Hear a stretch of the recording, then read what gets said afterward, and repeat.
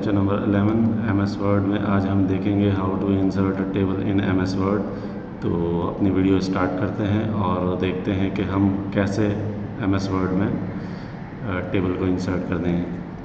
तो हमने MS word को ऑन किया और उसके बाद न्यू डॉक्यूमेंट ऑन किया और कुछ भी रैंडमली हमने यहाँ से कॉपी कर लिया। उसके बाद हमने स्टार्ट किया अपना लेक्चर और देखते हैं कि कैसे इंसर्ट करते हैं टेबल। तो सबसे पहले हम गए इंसर्ट में जैसे ही हमने टेबल पे क्लिक किया, इसमें इंसर्ट टेबल के नीचे कुछ ऑप्शंस आ गए। ये रॉज हैं हमारी और ये हमारे कॉलम्स हैं। तो हम पहले एक रॉ एक कॉलम इंसर्ट करते हैं और देखते हैं कि इसमें और कॉलम्स कैसे इंसर्ट हो सकते हैं। तो जैसे ही हमने इंसर्ट किया, हमारे टेबल टूल्स के कुछ ऑप्शंस यहाँ पे आ गए। ये डिज़ाइन है जो कि मुख्तलिफ डिज़ाइन है, हम मुख्तलिफ डिज़ाइन अप्लाई कर सकते हैं इनमें से। ठीक है, इस वक्त फ़िलहाल हम डिज़ाइन नहीं अप्लाई करेंगे, हम सिर्फ सादा सा एक टेबल इंसर्ट करेंगे और उसको देखेंगे कि उसको स्प्लिट और मर्ज कैसे किया जाता है। अच्छा, उसके साथ ही लेआउट है। लेआउट में हमारे पास बहुत सारे ऑप्शंस आ गए। सेलेक्ट है, व्यू ग्रिड लाइन है, प्रॉपर्टीज़ है, ड्रॉ टेबल है, इरेजर है, डिलीट है, insert above, insert blow, insert left, insert right, split table है और स्प्लिट सेल भी है, ऑटो फिट है। ये बहुत सारे ऑप्शंस है। उसके बाद height, width, distribution raw, distribution column.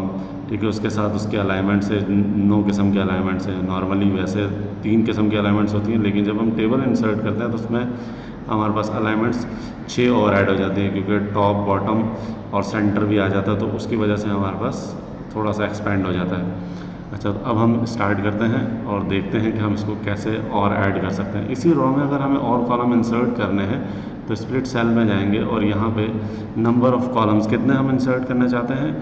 For example हम 2 इंसर्ट करना चाहते हैं, तो जैसे इंटर ऑलरेडी 2 आया हुआ भी है। अच्छा, इसको 4 करके देख लेते हैं। 4 किया और इंटर किया तो ऑटोमेटिकली आप देखेंगे कि इसी एक रॉ में जो हमने इंसर्ट की थी उसमें 4 कॉलम ऐड हो गए। इनको हम कम या ज़्यादा भी कर सकते हैं। जैसे फॉर एग्ज़ाम्पल अगर हम चाहते हैं कि हमें ये सिर्फ 2 कॉलम्स मिले, तो बेहतरीन हल तो ये होता है कि पहले आप इसको पूरे को सिलेक्ट कर लें और इसे ख़त्म कर दें। ख़त्म कैसे करेंगे? मर्ज सेल से। और स्प्लिट सेल और 2 कॉलम्स चाहिए, तो अब आप इसको ओके करें। इससे ये होगा एडवांटेज कि आपको दोनों कॉलम्स एक ही विड्थ और एक ही हाइट में मिलेंगे।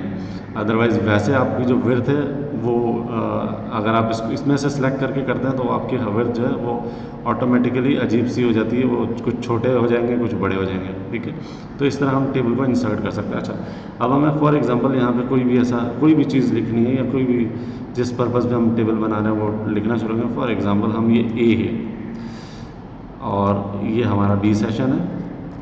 अच्छा, इसी को आगे हम इसी पोजीशन में कंटिन्यू रखना चाहते हैं तो टैब का इस्तेमाल करेंगे। जैसे टैब का इस्तेमाल करेंगे ऑटोमेटिकली यही area same as it is इसी रॉ इसी कॉलम में नीचे आ जाएगा। अच्छा, अब हम इसको ज़रा चेंज करके देखते हैं।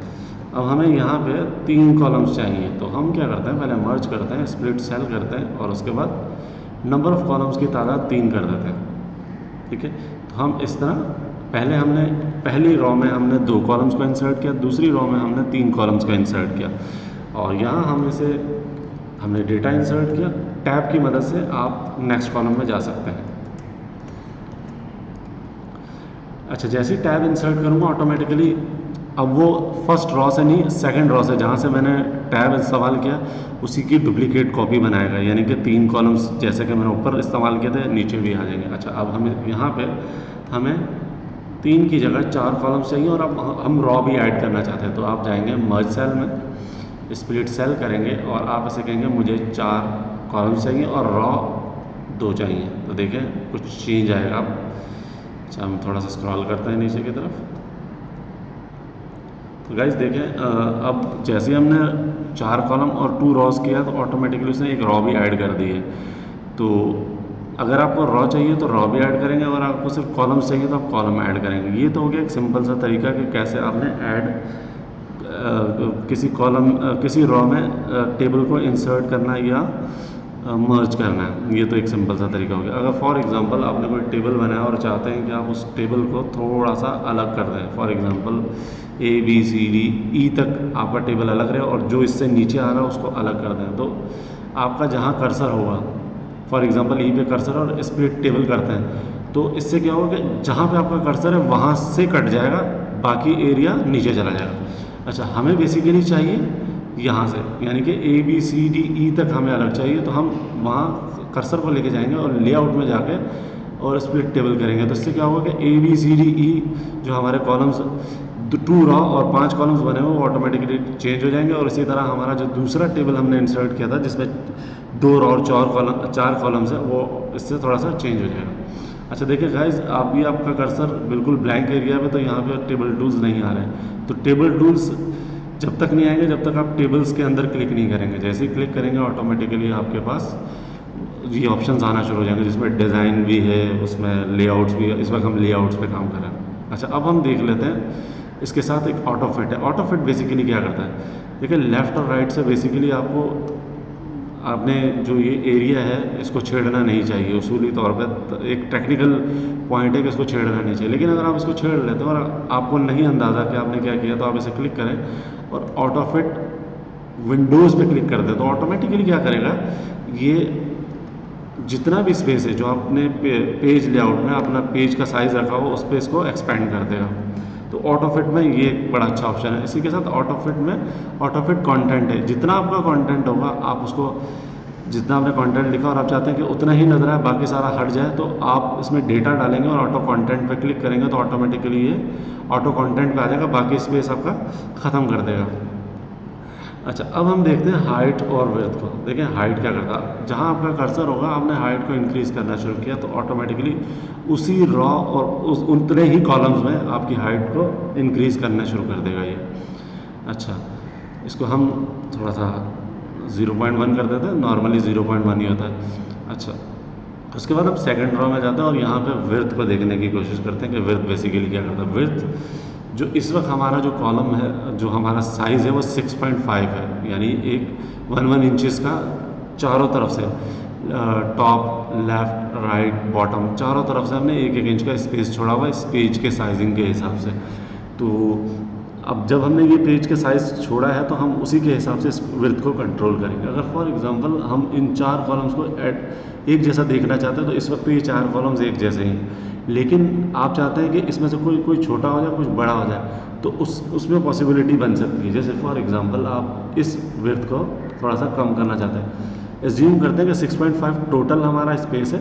ये हमारा जो स्पेस है जो मैं आपको हाईलाइट करके दिखाता हूँ, ये हमारा 6.5 है। तो हम यहाँ से इसको विड्थ में कैलकुलेट करेंगे। देखिएगा कैसे कैलकुलेट करते हैं। यहाँ पे आपने विड्थ सबसे पहले 6.5 है, ये जहन में रखिएगा, ठीक है। हमने इस पहले कॉलम को हमने इसे कहा कि इसकी विड्थ होनी चाहिए 2.0। तो देखिए इसका साइज़ थोड़ा सा बढ़ गया और इसी तरह कॉलम का साइज़ भी बढ़ गया, 6.5 से अबव हो गया। अच्छा, यहाँ तो हमने ले लिया 2.0, यहाँ हमें चाहिए 1, तो हमने एक्चुअल ले लिया 3। अच्छा गाइज, एक और चीज़ भी है कि आपका अगर सिलेक्शन इसके साथ है तो ऊपर वाले कॉलम पे भी ऑटोमेटिकली अप्लाई हो रहा है, ठीक है। तो अगर आप इसको चाहते हैं अलग से तो आप क्या करेंगे, आप इस कॉलम को इससे अलग कर देंगे, तो स्प्लिट टेबल कर दें, ठीक है। जब आप स्प्लिट टेबल करेंगे तो ऑटोमेटिकली ये इससे अलग हो जाएगा, तो ये चीज़ें सिर्फ और सिर्फ इसी पे अप्लाई होना शुरू हो जाएंगी, ठीक है। तो अगर आप चाहते हैं कि अलग अलग हो तो इस तरह किया जा सकता है। मैं इसके साथ ही अभी फ़िलहाल करूँगा। अच्छा, लेआउट में जाते हैं और वापस से देखते हैं विड्थ को। अब तक हमने यहाँ पे ली है 2, यहाँ पे ली है 1 और यहाँ अब तक हमने कुछ भी नहीं लिया। तो हमने 2 और 1 3 और यहाँ पे हम ले लेते हैं 2.5, ठीक है। तो अब तक हमने ये लिया 5.5 लिया, अब बाकी हमारे पास 1 इंचज़ बचता है। तो ये ऑटोमेटिकली देखिए ऑलरेडी 1 इंचज़ का है 0.99। अगर हम इसको 1 भी कर देंगे तो तब भी ये सेम ही आएगा, 0.99 और 1 में कोई ख़ास डिफरेंस नहीं आता। तो ये तो हो गया हाइट और विड्थ। इस तरह आप उसको हाइट और विड्थ को कैसे कंट्रोल कर सकते हैं। अच्छा, इसके साथ कुछ और ऑप्शंस है।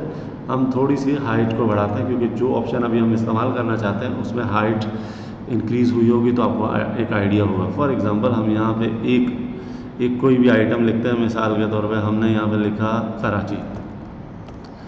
अच्छा देखिए, जब आपने कराची लिखा तो बिल्कुल टॉप की तरफ से आ रहा है, ऊपर की तरफ से आ रहा है। तो आप ये जो अलाइनमेंट है इसको भी चेंज कर सकते हैं, अलाइन सेंटर लेफ्ट। तो ये देखिए थोड़ा सा मूव होकर नीचे आ गया।